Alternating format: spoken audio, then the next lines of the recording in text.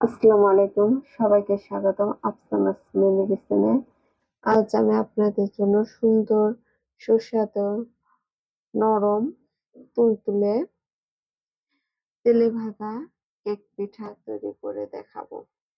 প্রথমে আমি একটি বাটির মধ্যে একটি ডিম ভেঙে নিচ্ছি। এখন আমি এর মধ্যে 1/3 কাপ পরিমাণ চিনি দেব। এখন আমি এর মধ্যে 2 চা চামচ গুঁড়া দুধ দেব।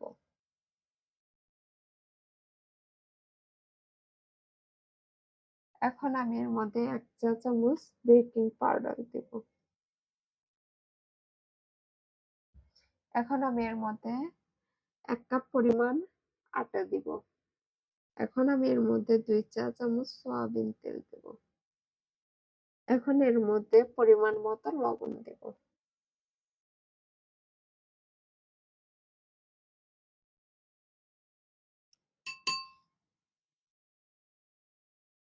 এখন সম্পূর্ণ উপকরণ মিক্সড করব।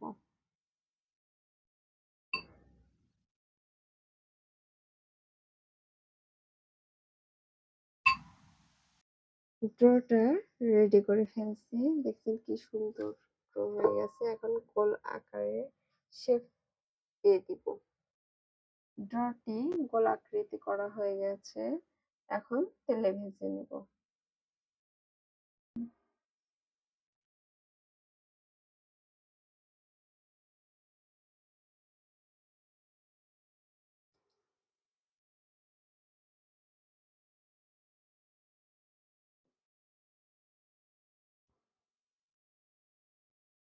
পিঠা ভাজা সম্পূর্ণভাবে হয়ে গেছে।